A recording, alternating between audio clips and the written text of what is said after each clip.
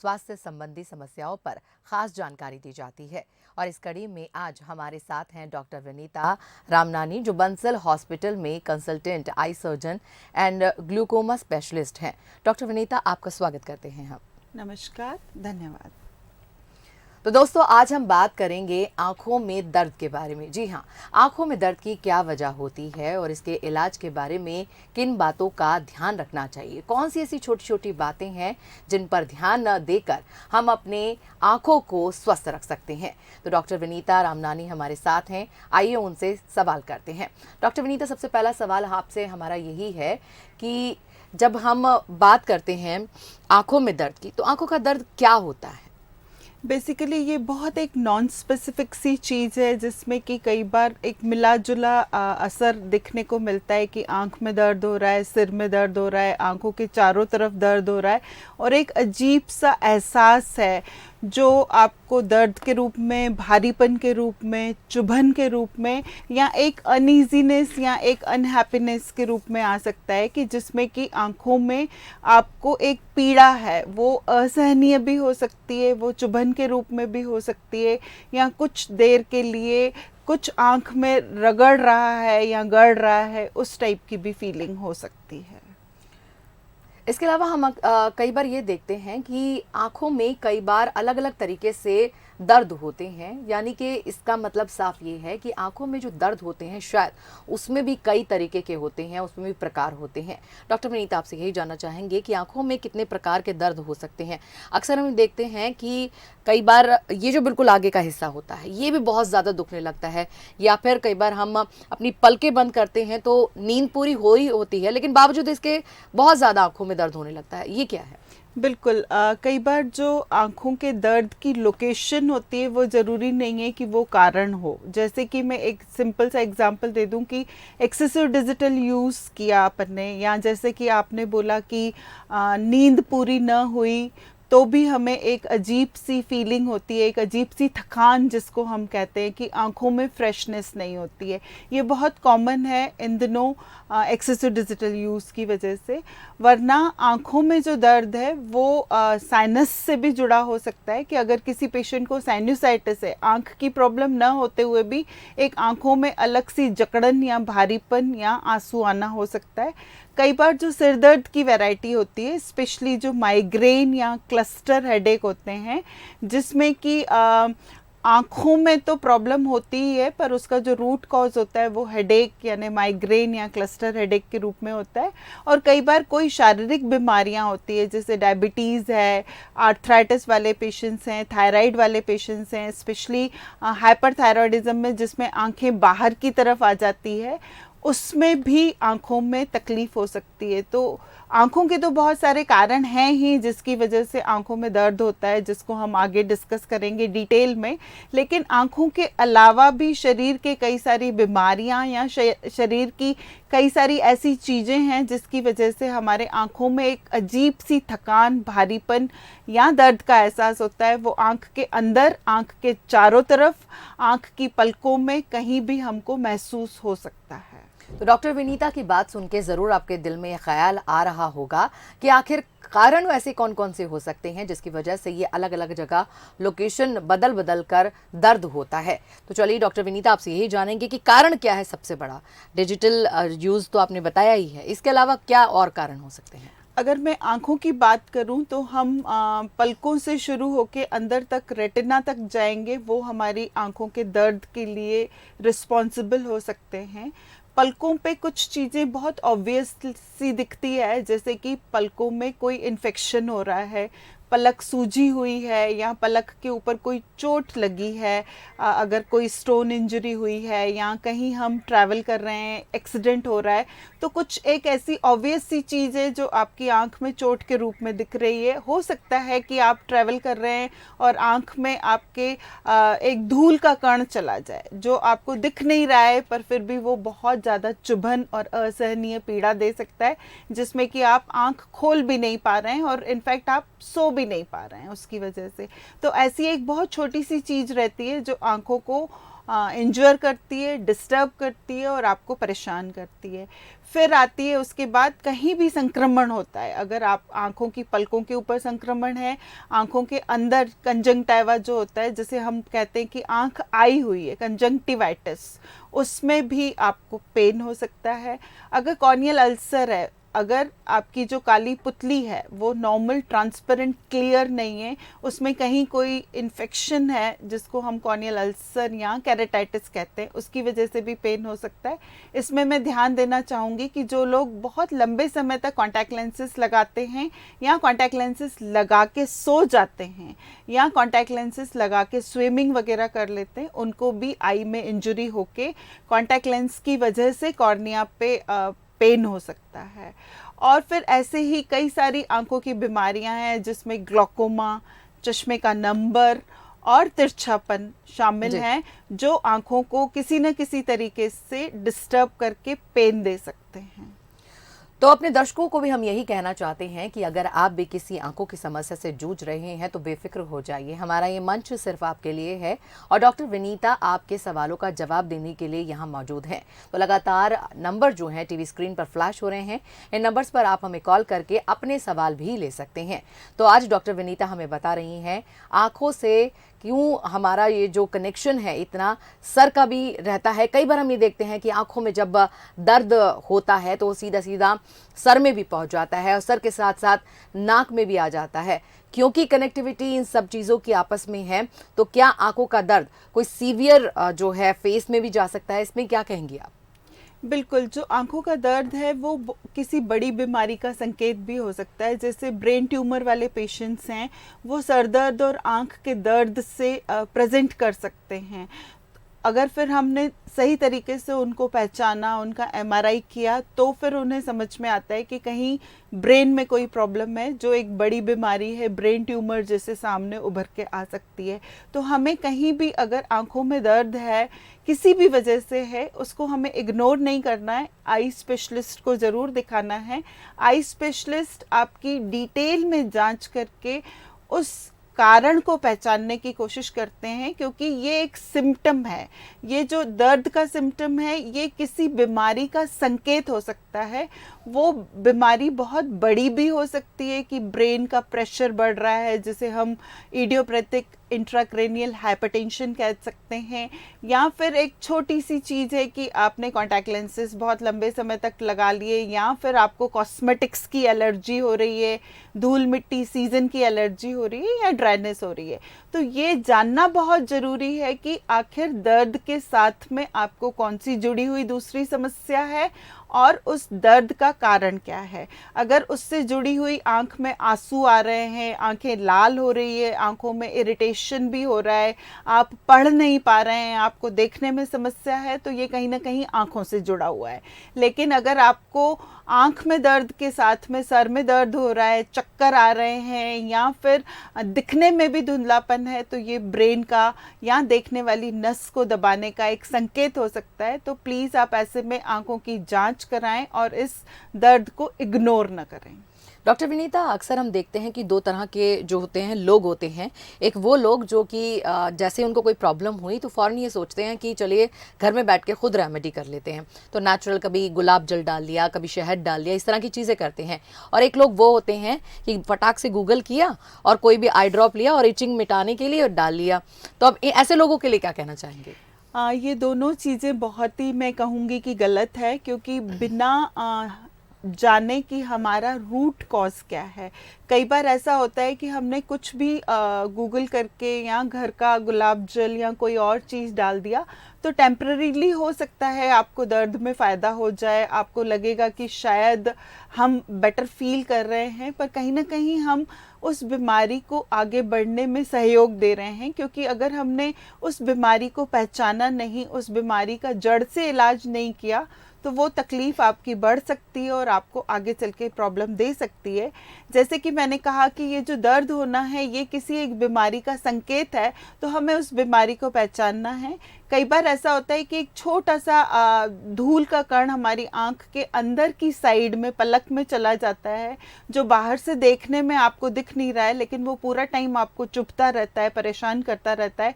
और अगर आप डॉक्टर के पास गए और उसने 1 सेकंड में वो आपका कंकड़ निकाल दिया तो आपको एक रिलीफ महसूस होता है। तो विशेषज्ञ का जांच करना बहुत ज़रूरी है। मुझे नहीं लगता है कि गूगल या होम रेमेडीज़ किसी डॉक्टर को रिप्लेस कर सकती हैं।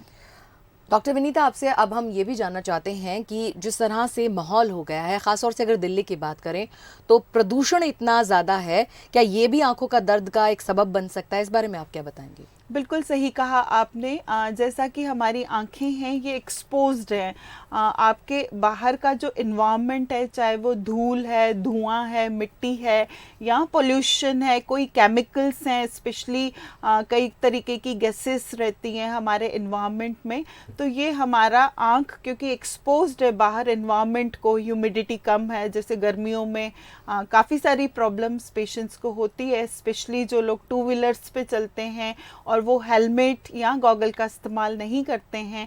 तो एक तरीके का ये जो प्रदूषण है उसकी वजह से केमिकल इरिटेशन होके आपकी आंखों में एलर्जी होती है और दूसरा ड्राइनेस होती है। तो एलर्जी और ड्राइनेस मिलके आपको एक डिस्कम्फर्ट देती है, वो pain, redness, irritation, watering, heaviness के रूप में आएगी। कुछ लोगों को डेफिनेटली ये एलर्जिक सिम्टम्स बहुत ज़्यादा होते हैं, उनके साथ में उनको सांस लेने में भी प्रॉब्लम होती है। एक तरीके का साइनोसाइटिस होता है जिसमें उनको सर्दी, खांसी, जुकाम और छींकें भी आती है। और कुछ लोगों को इस पोल्यूशन की वजह से स्किन एलर्जी भी होती है। तो ये जो एलर्जीज़ हैं ये हमारी खुद की देन है। हमने अपने इन्वायरमेंट को इतना पोल्यूट किया हुआ है कि पेड़ नहीं लगाने की वजह से, एक हेल्दी फ्रेश एयर नहीं मिलने की वजह से हमारी आंखों में ड्राइनेस और ऑक्सीजन कंसंट्रेशन हमारी कॉर्निया को जो चाहिए, जो हमारी सबसे इम्पॉर्टेंट लेयर है, अगर वो फ्रेश रहेगी तो हमारी आंखें स्वस्थ रहेंगी। तो अपने दर्शकों को हम बताना चाहते हैं कि अगर आप भी आंखों की किसी समस्या से जूझ रहे हैं तो निश्चिंत हो जाइए, आपका हर सवाल उसका जवाब इस शो के जरिए, इस मंच के जरिए मिलेगा। और फ़ोन नंबर आपके टीवी स्क्रीन पर फ्लैश हो रहे हैं, नंबर पे आप कॉल कीजिए और हमसे सवाल पूछ सकते हैं। चलिए अब डॉक्टर विनीता से जानते हैं कि आंखों में दर्द होने पर आखिर किस तरह की वो जाँचें होती हैं जो की जाती हैं। क्या कहेंगे आप?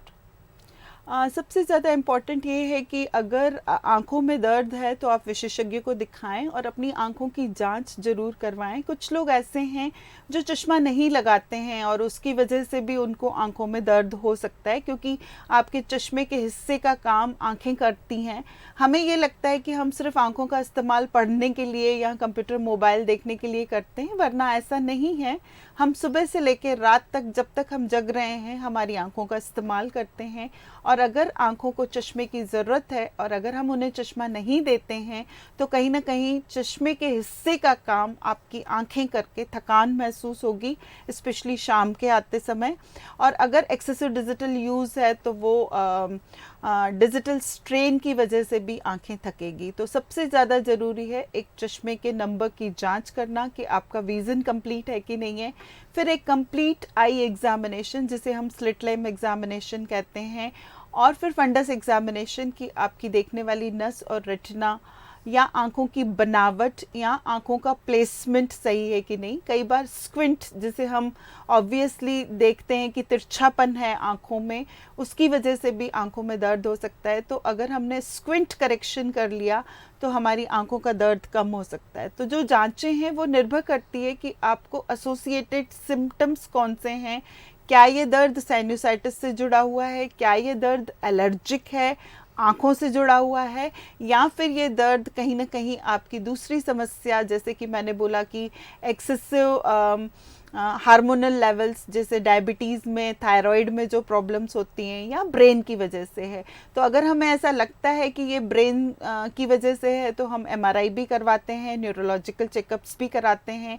और अगर हमें ऐसे लगता है कि पेशेंट को ये ड्राइनेस ओल्ड एज की वजह से, फीमेल्स में हार्मोनल चेंजेस की वजह से, या आर्थराइटिस या डायबिटीज़ की वजह से है, तो हम आर्थराइटिस के चेकअप, डायबिटीज़ का चेकअप और विभिन्न तरीके के ब्लड टेस्ट कराते हैं आंखों की जांच कराने के बाद। सबसे ज़्यादा इम्पॉर्टेंट है कि एक प्राइमरी आई टेस्ट हो जाना चाहिए और ये डिटरमाइन करना चाहिए कि रीज़न क्या है। अगर रीज़न आंखें हैं तो आई डॉक्टर आपको ट्रीटमेंट देगा। डॉक्टर विनीता, एक सवाल यहाँ पर यह भी उठता है, जब हम बात करते हैं स्पायरिकल और सिलेंड्रिकल, दो तरीके से आंखों की जांच होती है, तो इनमें से कौन सी क्या वजह हो सकती है कि ये भी आंखों का दर्द देती हैं? क्या इनमें से कोई एक वजह होती है? जी बिल्कुल, आपने जो बोला कि स्फेरिकल और सिलेंड्रिकल, ये एक्चुअली जांचें नहीं है, ये हमारे चश्मे के नंबर्स हैं।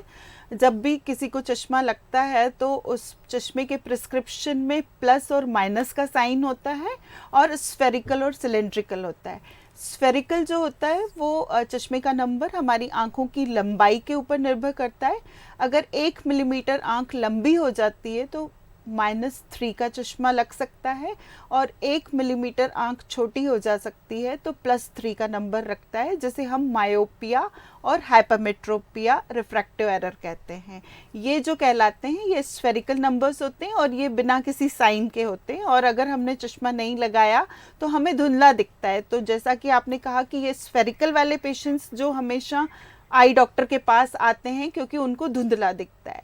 जो दूसरा आपका कंसर्न था कि सिलेंड्रिकल नंबर वाले पेशेंट्स में एक एक्सिस होती है और वो भी प्लस और माइनस नंबर्स होते हैं, और ये हमारी आंखों के कर्वेचर यानी कॉर्निया के शेप के ऊपर निर्भर करता है। और ऐसे मरीजों को अक्सर दिखता रहता है, इसलिए वो चश्मा नहीं लगाते हैं और कहीं ना कहीं सर दर्द और आंख दर्द से परेशान होते हैं। इन्हें हम एस्टिग्मेटिज्म कहते हैं। और हमारे साथ कॉलर जुड़ने शुरू हो गए हैं। जबलपुर से हमें सबसे पहले कॉल किया रीता शर्मा ने, आइए उनसे बात करते हैं। जी, आपका सवाल क्या है? जी मैम, वो जैसे हम देखते हैं तो आंखों में ऐसे लगता है कि कुछ ऐसे धुंधलापन सा आ जाता है बीच बीच में, फिर पलके झपकते हैं तो फिर थोड़ा ठीक हो जाता है, फिर इंस्टेंट फिर वैसे ही प्रॉब्लम आ जाती है। आपकी उम्र क्या है? मेरा 42। और आप कोई चश्मा पढ़ने का लगाते हैं या आपको कोई शारीरिक बीमारी है? नहीं, ऐसा तो कुछ नहीं है मैम। देखिए 40 साल भी नहीं लगवाती हूँ। 40 साल के बाद हम सबको पढ़ने का नंबर आता है, क्योंकि हमारी जो आंखों की मांसपेशियां हैं वो कमज़ोर होती है, जिसे हम प्रेस्बायोपिया कहते हैं। तो 40 इयर्स के बाद हम सबको अपनी आंखों की जांच कराना चाहिए कि कहीं कोई चश्मे का नंबर तो नहीं है।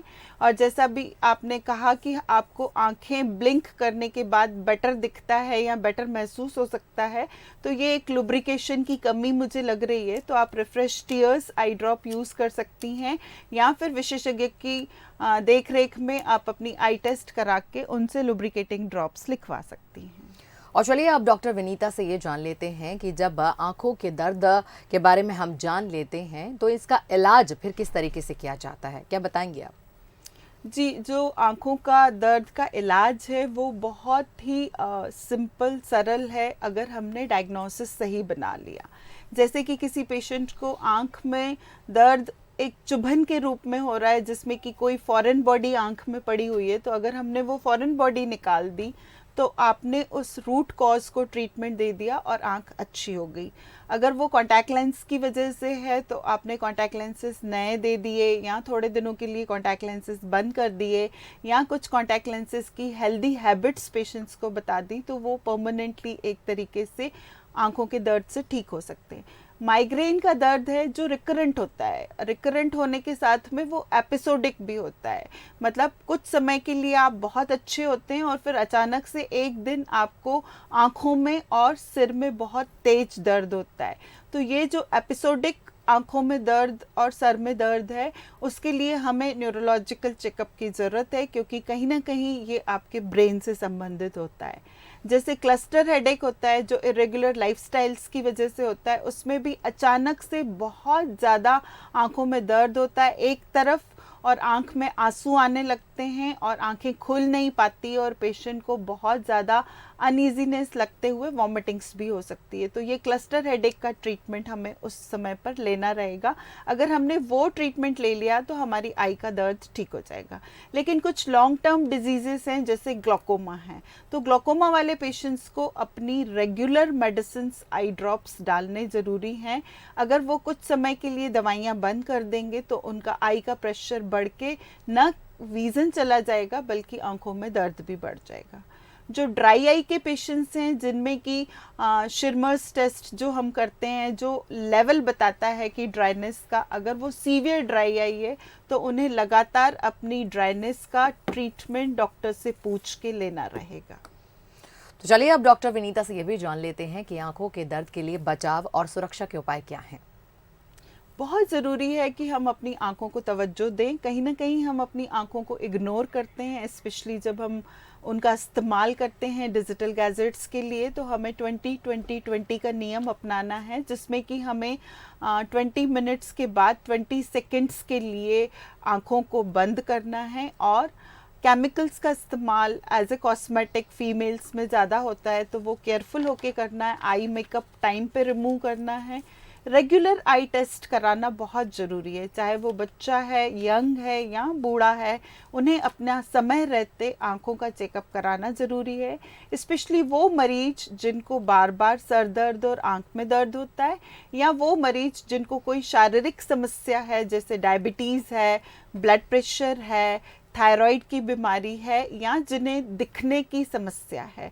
ऐसे मरीजों को रेगुलर आई टेस्ट करा के, जिन लोगों को चश्मे के नंबर्स की ज़रूरत है वो चश्मे का इस्तेमाल करें, और जिन लोगों को डॉक्टर द्वारा दिए गए निर्देश के अनुसार दवाइयों का सेवन करने के लिए कहा गया है वो डॉक्टर के कहे अनुसार ट्रीटमेंट फॉलो करेंगे। तो मुझे नहीं लगता कि हमें आँखें दर्द देंगी, बल्कि ये हमारी आँखें इस सुंदर जहान को देखने के लिए हमें प्रेरित करेंगी और हम सुंदर सुंदर अच्छी अच्छी चीज़ों को देख सीख पाएंगे।